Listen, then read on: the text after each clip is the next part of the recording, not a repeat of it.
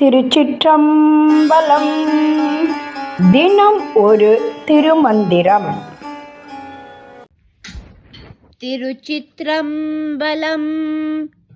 ஆமரு அறியான் அதிபஞ்சபாதகன் தோமரும் ஈசர்க்கும் தூய குரவர்க்கும் காமதி விட்டோர்க்கும் தரல் தந்து கற்பிப்போன் ஓமானரகில் புகான் போதங்கற்கவே. திருச்சிற்றம்பலம். ஆமார் அரியானதி பஞ்சபாதகன் என்று தொடங்கும் பாடலை இப்பொழுது காண இருக்கிறோம். ஆமார் அரியானதி பஞ்சபாதகன். வாழ்க்கையில் சரியான நெறி எது, இறைவனை அடையும் வழி எது என்று தெரியாமல் 5 மகாபாவங்களை செய்தவனாக ஒருவன் இருக்கலாம்.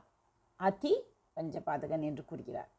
தோமாரும் ஈசர்க்கும் தூய குரவர்க்கும், குற்றங்கள் நீங்கிய சிவபெருமானுக்கும் தூய்மையான ஞானத்தை வழங்கும் குருவுக்கும் காமாதி விட்டோர்க்கும் தரல் தந்து கற்பிப்போன், காமம் குரோதம் போன்ற 6 பகை உணர்வுகளை வென்ற துறவிகளுக்கும் தவசிகளுக்கும் ஒருவன் தன்னால் என்ற பொருள் உதவியை செய்து அவர்கள் மூலம் நல்ல அறங்களை கொள்கிறானோ ஓமான் அருகில் புகான் போதங்கற்கவே.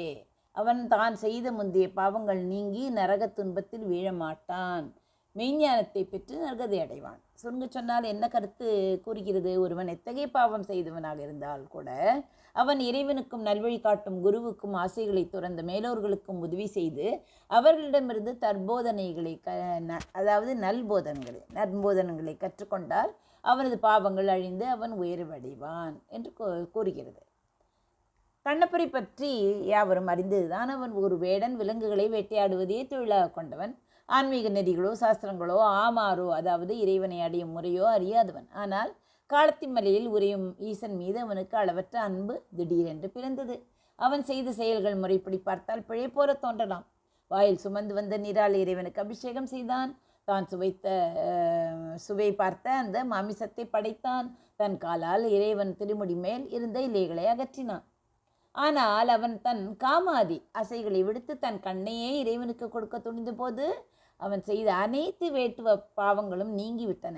அவன் அதி பஞ்ச பாதகன் போன்ற நிலையில் இருந்து இறைவனை நேரில் வந்து தடுத்தாட்கொள்ளும் நிலைக்கு உயர்ந்து விட்டான்.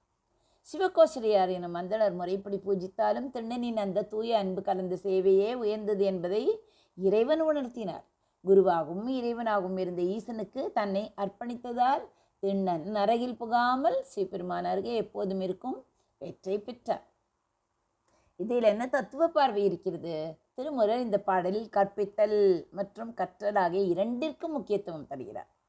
பெரியவர்களுக்கு தானம் கொடுத்து அவர்களிடமிருந்து நல்ல விஷயங்களை கேட்பது, அதாவது கற்பிப்போன் கற்கவே என்று கூறுகிறாரே, அதுதான் ஒரு மனிதனை எத்தகைய இருளில் இருந்தும் மீட்டுவிடும் என்பதை இதன் சாரமாகும்.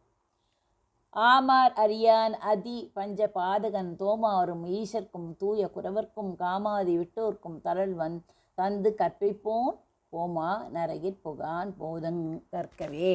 நன்றி, வணக்கம். உமா பாலசுப்ரமணியன்.